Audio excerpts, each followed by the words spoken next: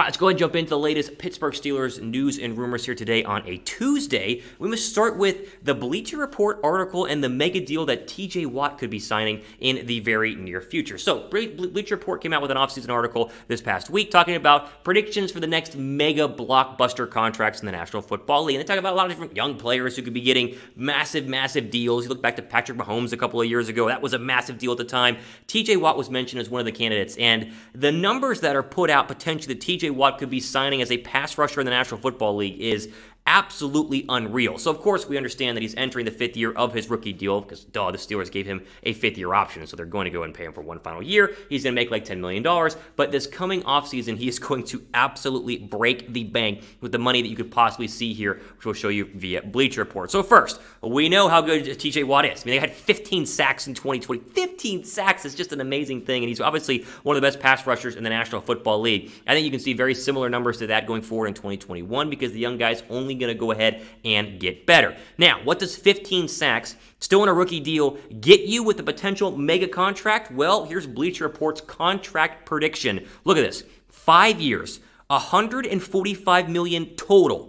It's not just a pass rusher, right? Think about this. 105 of that is guaranteed at signing with an average of $29 million a year. Yes, with the salary cap going up, the new TV deals, that could be the type of money that TJ Watt is in play for, which is fantastic if you are TJ Watt and very, very expensive if you are obviously the Pittsburgh Steelers. Now, let me ask you this question. Would you sign Watt right now to a 5-year, $145 million deal?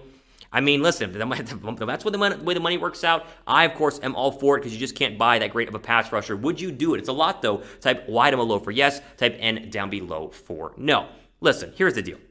A lot of people are reacting to this Bleacher Report article saying, Thomas, that's so much money. Like, oh my goodness, can we give one player that much money? One, again, you got to remember that the salary cap is only going to go ahead and go up in 2022. And two, you want to make sure that Watt is a Steeler for life. Like, you got to make Watt a Steeler for life. The great pass rushers don't get to go elsewhere. Look at Aaron Donald. Aaron Donald's got massive contracts each of the last 2 times he's gotten a deal because the LA Rams understand. If you let Aaron Donald walk, your defense is going to take a massive, massive hit. Drafting TJ Watt was obviously a great thing to do, but I don't even think Pittsburgh knew how great he would go ahead and turn out. So regardless of how expensive he potentially can be, and maybe $29 million is a little bit too much, you still need to go ahead and find a way to make him a Steeler for life. And if that includes 5 years and $145 million with $105 million guaranteed, I am all for it, and I have absolutely no problem with it. He's only played in 62 games, and he almost has 50 sacks, I mean 49.5, right? 50 career sacks in 62 games. That is an absolutely crazy amount of sacks for a young pass rusher. And it's not like these are just crazy numbers for TJ Watt. I mean, this is crazy numbers overall for all of the great pass rushers. I mean, look at what the guys are paying Joey Bosa and Myles Garrett right now. Bosa makes $27 million a year. Myles Garrett makes about $25 million a year. Khalil Mack is great, $23 million per year.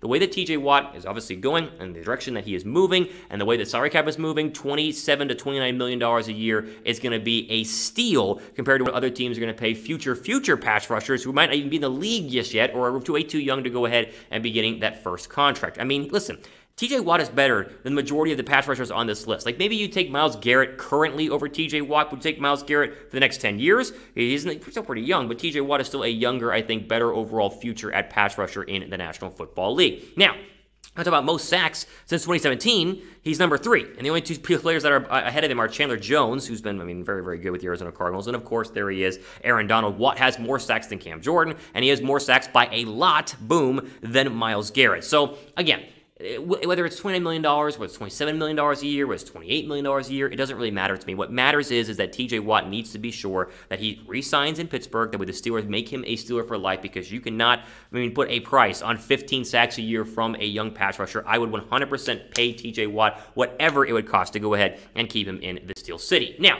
what would you pay TJ Watt per year? Let me know down below. Fill in the blank here. I would pay TJ Watt blank million per year. Is it 27, 28, 29? Maybe it's none of the above. Give me your answer down below right now in the comment section. Okay, before we're going to keep going here, make sure you guys are subscribed to the Steelers Talk YouTube channel here, of course, on YouTube, as we try to go ahead and get to 2,000 subs. We're trying to be the fastest and best growing YouTube channel regarding your Pittsburgh Steelers on the entire platform. We do that with your help. We try to give you guys multiple videos a week with the latest and greatest Pittsburgh Steelers news and rumors. Go down below right now and hit the red subscribe button. All right, let's jump into an interesting article that I was reading the other day, and it was an article titled "The Players That Pittsburgh Should Sign Right Now in Order to Make a Super Bowl Run." And I was like, okay, I wonder who they want the Pittsburgh Steelers to go ahead and sign. The one player that really stood out to me on the list was Geno Atkins, and I was like, oh yeah, Geno Atkins is still a free agent. I forgot that he spent most of last year injured. I mean, basically did nothing in 2020 due to a shoulder injury, and so even though he is still one of the better, I think, defensive tackles in the National Football League, despite being the age that he is, he remains unsigned. And so I'm like, maybe he would make sense with Pittsburgh. Let's dive right into it. So, as I mentioned, the 8-time Pro Bowler is coming off of a pretty bad shoulder injury in 2020. Missed 8 games, but he really didn't play in their other games. I mean, the stats, which we'll show you in a second, are not exactly anything too crazy write home about. And so you say, well, I wonder why he's still a free agent. Obviously, the injury is the main issue. Now, when you look at the Steelers' defensive line depth chart, we obviously know that it's a great defensive line. You have Cam Hayward, you have TJ Watt, Stephon Tuitt, but could the depth and leadership of a Geno Atkins push them a little bit over the top? And I think the answer is absolutely 100% yes. Let's skip 2020 because, of course, he was injured. Let's go back to 2019. Here was his numbers in 2019. Geno Atkins played in all 16 games, had 4.5 sacks, 47 tackles, and 10 quarterback hits. If you could copy and paste that into a Geno Atkins career or a Geno Atkins stat line in 2021, that to me would be a very productive year for not only Atkins, but a very beneficial year overall for the Pittsburgh Steelers. Now, again, would he start at defensive tackle? No, but rotationally, which a lot of teams do in the National Football League, they have 5, 6, 7 good pass rushers or defensive linemen, and they just get the freshest guys in there, and that way, late in the fourth quarter, when you've been chasing Lamar Jackson all game long, you'll have a fresh body to go ahead and insert who's been rested for a couple of possessions and can get after the quarterback and make a big impact. Now, the one, again, issue with Geno Atkins, besides the money that he's looking for right now, is, of course, the health of that shoulder, and CBS Sports did a report on this a couple of weeks ago, giving an update on a timeline to when he could be cleared. We'll throw that up on the screen right now. Quote, Atkins is looking to receive medical clearance after tearing his rotator cuff during his final season with the Bengals. He's slated to have a checkup with Cowboys team physician Dr. Dan Cooper, who performed surgery on Atkins' shoulder in December. Atkins is expected to be cleared by July 1st, according to the NFL Network's Ian Rappaport. And of course, July 1st is a couple of weeks away, and so maybe teams are, like Pittsburgh, waiting to see exactly how the shoulder is going to be in terms of the July 1st deadline. But everything that we keep reading and hearing, especially from the NFL Network's Ian Rappaport, is that Atkins is going to be good to go. So I'd expect him to start fielding a little bit more interest from football teams as we get closer to training camp. And maybe Atkins is going to be one of those players like a Richard Sherman who is just going to wait until training camp to make sure he gets in with the right fit. If you want to win right now and you want to go to a team that has a chance to win in the postseason in 2021, Atkins being a Bengals, not been around that for a while, Pittsburgh definitely makes a lot of sense. And maybe he wants to play Bengals twice a year. Maybe you go back and beat up on your old football team. That could work out pretty well at the same time. So there is your update on Geno Atkins. Will Pittsburgh sign him? Yet to be seen. A pretty relative quiet past couple of weeks in the signing front in terms of Pittsburgh, but it's an option that I think Steelers fans need to be aware of because I think it can make the D-line, I mean, it's already great, but make it overall even better. Speaking of that defensive line, what's your level of confidence in the Steelers defensive line here in 2021 on a scale from 1 to 10?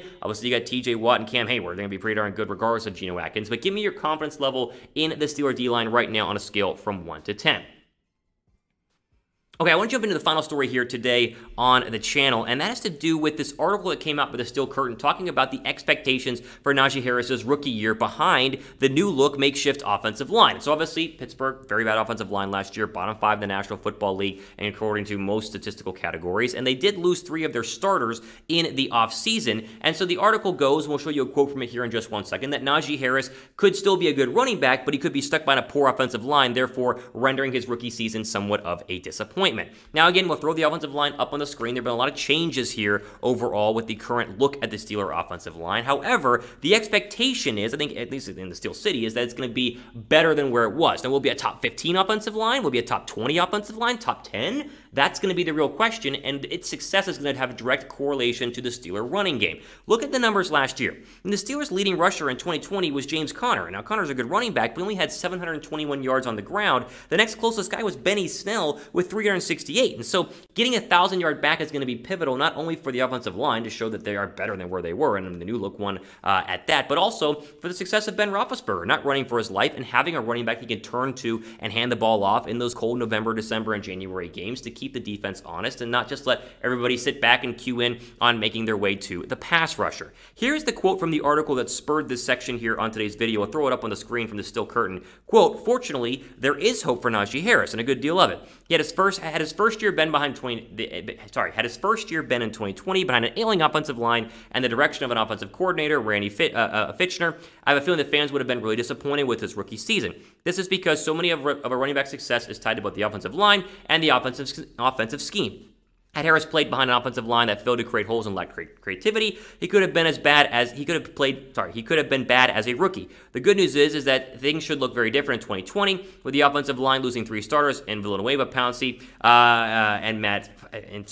They could actually improve as a run blocking unit with some fresh blood up front." End quote. I think he's right about this. The hope is that the offensive line plays well enough to create the holes for Najee Harris. That way, Steeler fans don't look back on the first round draft pick and say, "Why did we take a running back?" They look back and say, "Wow, I'm really glad we took a running back, and I'm glad we retooled the offensive line with the new offensive coordinator, and obviously with the departures of Pouncey and Villanueva." So we'll see what happens with Najee Harris. I'm still confident in him. I think most Steeler fans are excited to see what the running back can do in Pittsburgh, but it all starts up front, and that'll be a continued focus here on the channel and a focus, obviously, in the Steel City. All right, ultimately for today here on Steelers Talk videos in terms of what we have upcoming. Make sure you guys are subscribed. That way you are notified whenever we drop the latest and greatest Pittsburgh Steelers news and rumors. Ultimately for today, I'm Thomas Mott, signing off for the rest of your day.